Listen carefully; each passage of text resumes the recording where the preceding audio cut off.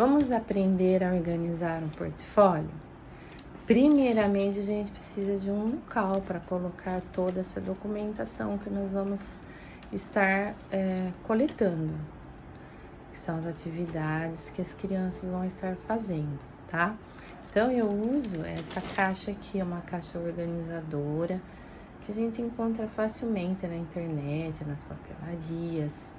E ela tem aqui uma alcinha, e aí você vai comprar essas pastinhas, elas se chamam pastas suspensas, que tem essa alcinha aqui que você vai colocando, vai organizando tudo. Olha, vem uns, eu deixei um fechado aqui para mostrar para vocês.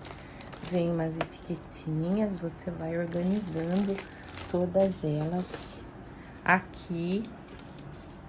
E em cada uma dessas etiquetinhas, você vai colocar o nome de uma criança.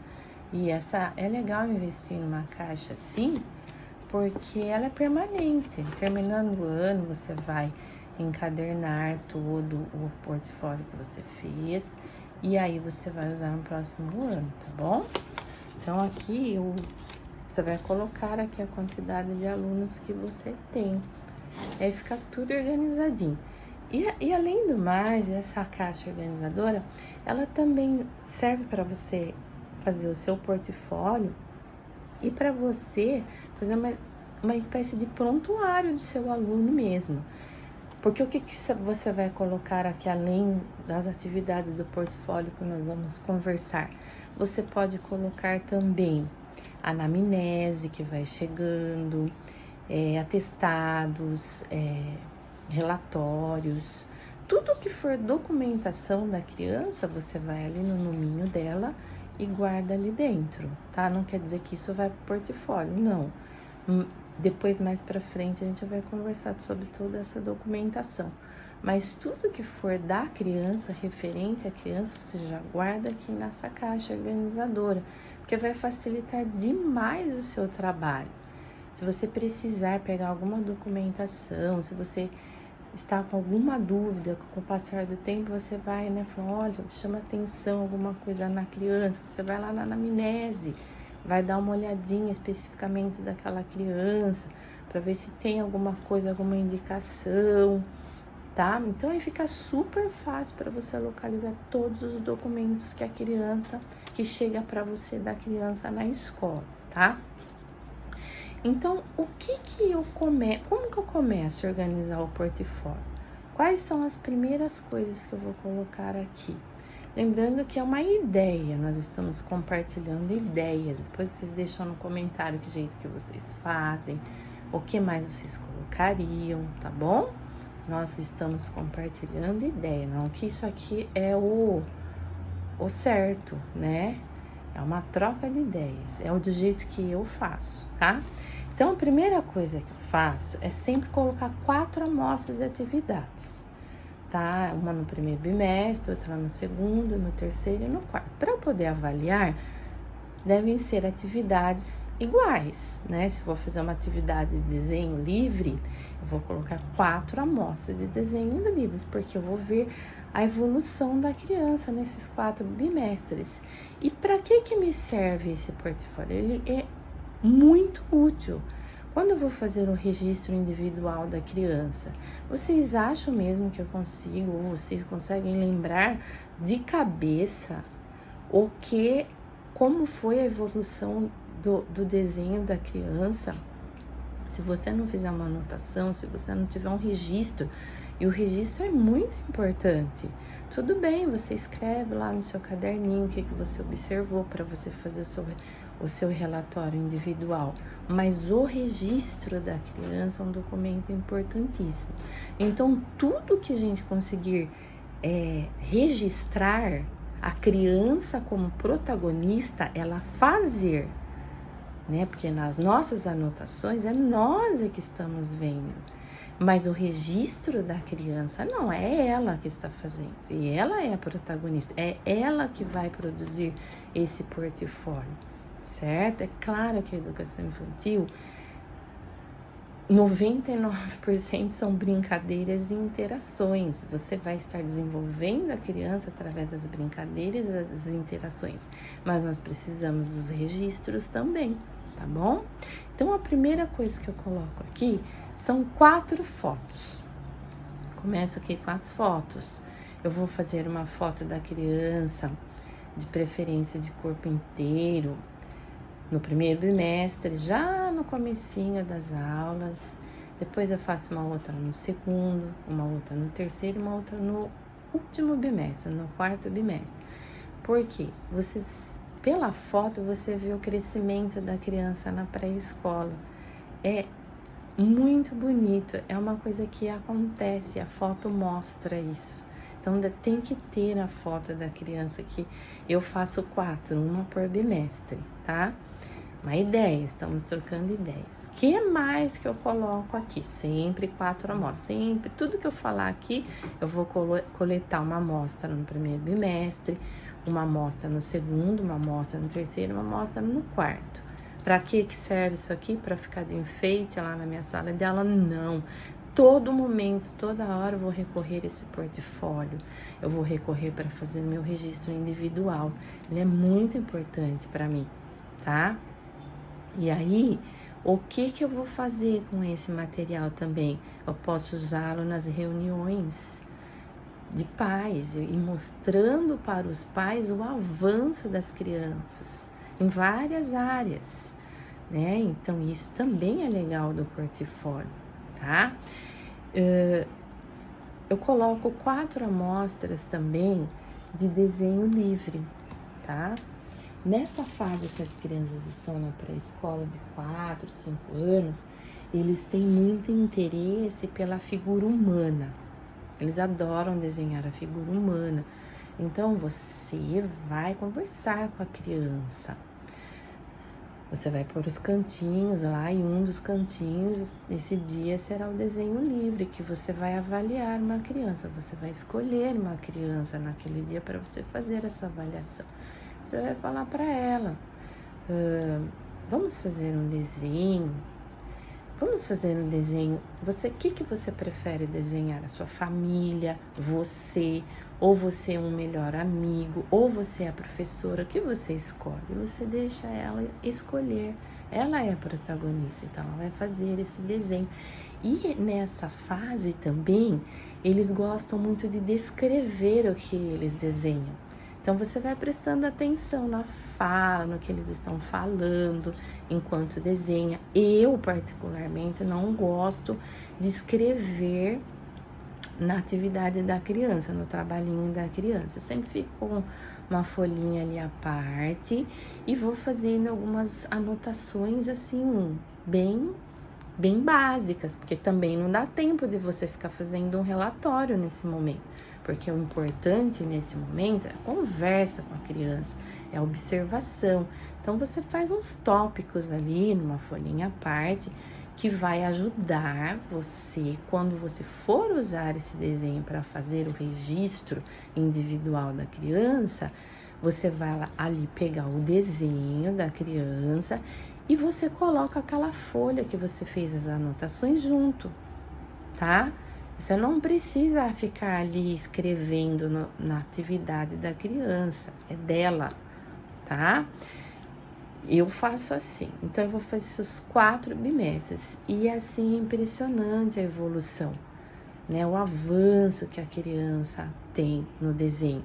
É claro que com todos os estímulos que você vai dando durante as semanas, os meses, os bimestres, você vai estimular a criança com brincadeiras, com jogos, com a interatividade ali no grupo. Você vai desenvolver atividades com o desenho livre para que ela vá avançando. Se você não der atividade relacionada ao desenho, se você não fizer desenho com ela, se você não der brincadeiras que você vai desenhar para ela ver, então, né, você precisa desenvolver essas atividades, tá?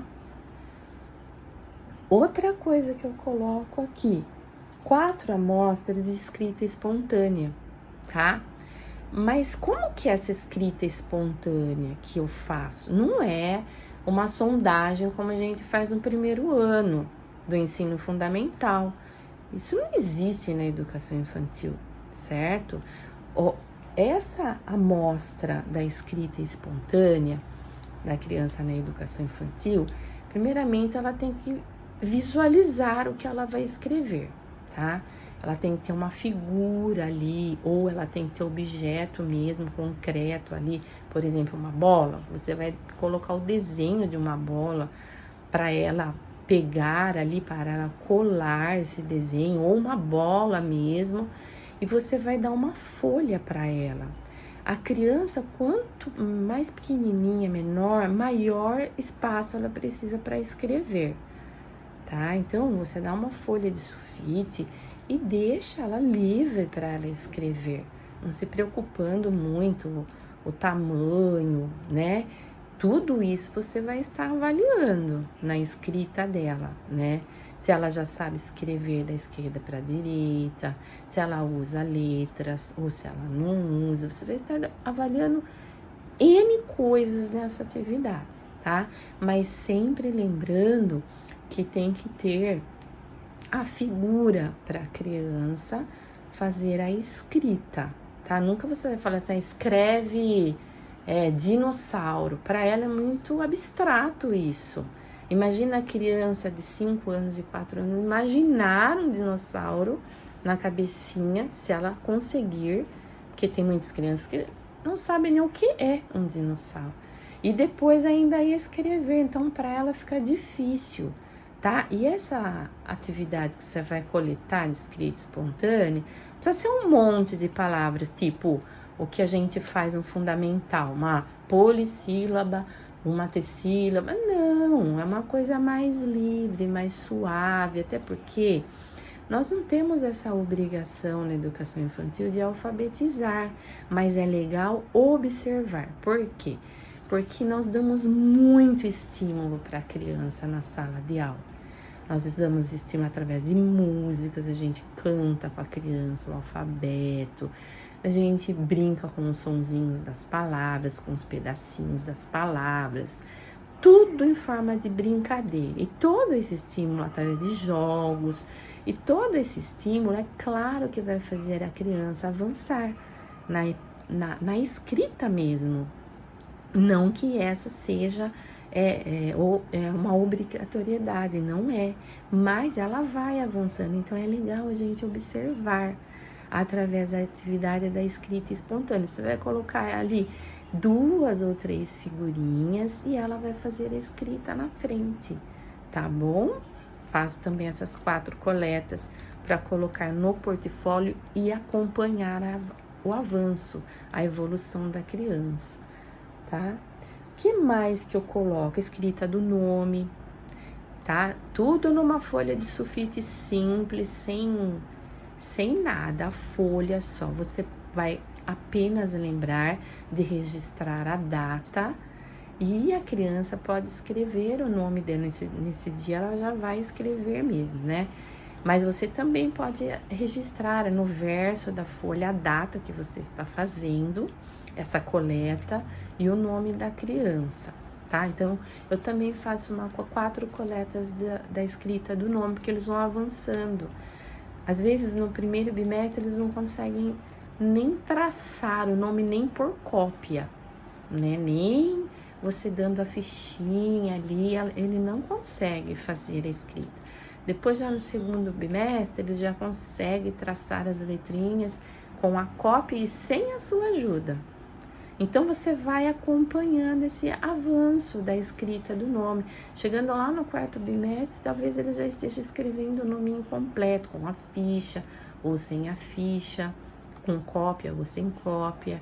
Então, isso é legal, eu gosto de acompanhar também. E tudo isso que eu tô colocando aqui é para me ajudar, onde? No registro individual da criança, que é um outro documento que nós, professores da educação infantil, temos que entregar, né? Temos que elaborar essa escrita, né? Mais elaborada, mais sofisticada, com muitos detalhes, muitas observações. Por exemplo, aqui no portfólio, eu estou colocando o que dá para registrar, mas tem muitas coisas ali na sala de aula ou fora dela, no parque, no lanche, nas atividades ao ar livre, né, na coordenação motora grossa, que não tem como a criança registrar para você. Então, você vai observar, você vai fazer as suas anotações e elas também vão para o registro individual da criança, tá? Mas o que der para registrar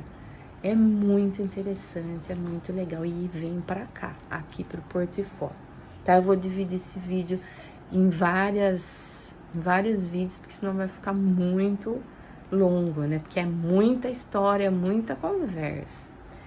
Que mais? A escrita espontânea, a foto, o desenho livre, a escrita do nome.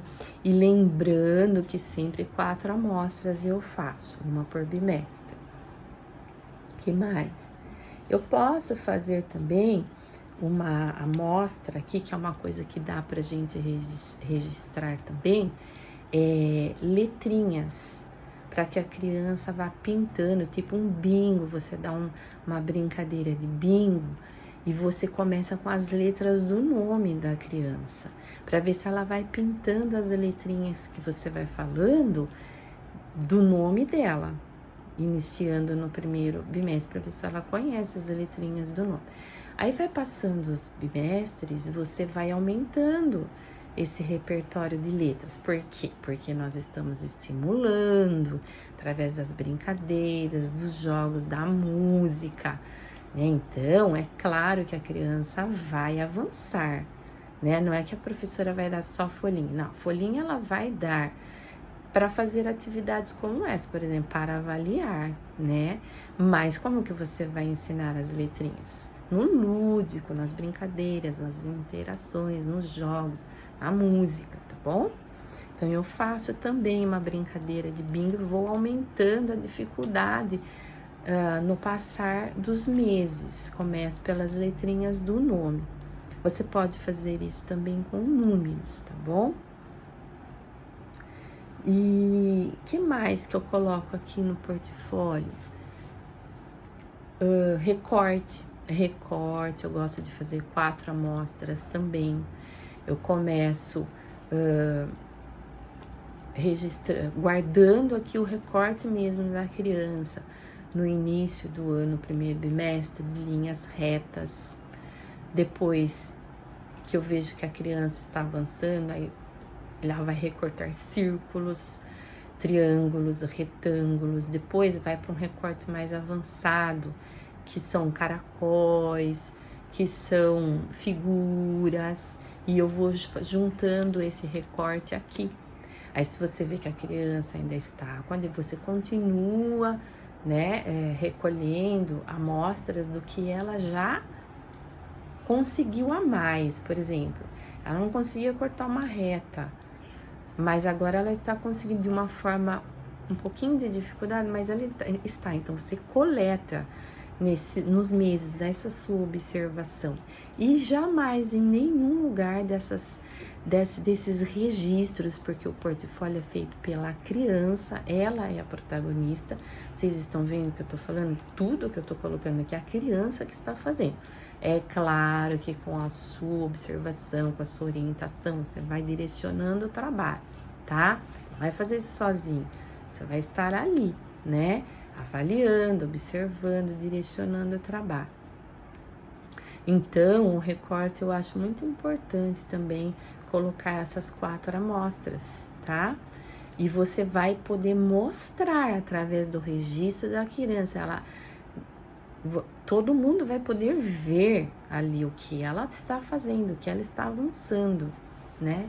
E assim, no registro individual da criança, procurar sempre falar o que ela está conseguindo. Nunca ficar assim no negativo, sempre no positivo. O que ela, mesmo que seja um detalhe, mas o que ela está conseguindo. E aqui no portfólio dá para você ver claramente isso, essa evolução, mesmo que ela seja delicada, tá bom? O que mais nós vamos colocar aqui no portfólio? Eu gosto de colocar 4 amostras também de arte, de releituras. Então, em fevereiro, março, eu gosto de fazer uma releitura do Gustavo Rosa, mas tem 1 milhão de artistas que vocês podem, olha, né, usar a imaginação. Eu vou falar para vocês o que eu gosto de fazer. Gustavo Rosa, fevereiro, março. Aí, em junho, eu gosto de fazer o Volpe, as bandeirinhas do Volpe, festa junina.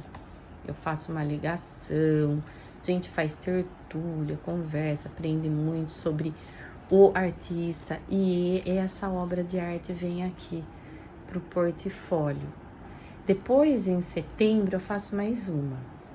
Eu faço do Van Gogh, que são os girassóis, né? Devido à entrada da primavera, eu acho que vem assim como um trabalho que as crianças adoram. Tem livros que contam a história do Van Gogh, então você explora bastante.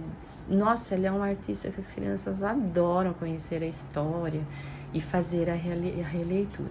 E depois, no final do ano, eu faço mais uma, tá? Eu faço mais uma releitura do Ivan Cruz. Eu tava pensando aqui, esqueci Ivan Cruz, que eu também gosto de fazer as brincadeiras. Eu escolho uma obra de arte, a gente faz do Ivan Cruz. Mas assim, isso aí é livre para vocês fazerem e conversar com a criança, né? Deixar ela opinar, escolher. Ela é a protagonista. Você traz, né? Você dá essa oportunidade para ela de educação de qualidade, de você mostrar para ela tudo isso que existe dentro, né, da aprendizagem significativa, mas ela é a protagonista, eles escolhem, eles votam, eles dão a opinião, tá? Isso é extremamente importante. Então eu faço essa coleta dessas 4 releituras. E se você fizer algum projetinho também, alguma coisa ligada à arte, alguma coisa que a criança criou, né, num cantinho da imaginação. Eu gosto muito do cantinho da imaginação, um lugar onde eu coloco folhas, papéis com diversas texturas, vários materiais riscantes. E ela cria coisas ali da imaginação livre. Então eu faço algumas coletas também deixo no portfólio, tá? Lembrando sempre de colocar no verso dessas atividades o nome e a data que está sendo recolhida, para você ter uma noção, para você depois usar. O portfólio ele foi feito para você usar muito. Quando você vai criar o registro individual do aluno, o outro documento. Você usa muito, ele te ajuda muito o portfólio, tá? Aí no próximo vídeo eu vou falar para vocês mais coisas que eu coloco aqui, relacionadas à matemática, ao campo de experiência, a um outro campo de experiência que a gente não falou sobre ele ainda aqui. E eu vou conversar com vocês para o vídeo não ficar muito longo, tá? Mas lembra disso, o portfólio sendo exigido ou não na instituição de ensino que você trabalha, para você ele é importante. Ele é importante para você se organizar, ele é importante para você conseguir avaliar direitinho o processo de aprendizagem da criança na pré-escola. Tá bom? Então, no próximo vídeo eu volto para contar mais um pouquinho para vocês sobre como eu organizo o meu portfólio, tá bom? Deixa comentários, fala que jeito que você faz, fala se você gostou da minha ideia, comenta aí, tá bom? Porque eu adoro trocar experiência com vocês, trocar ideias, tá bom? Beijo da professora Cris.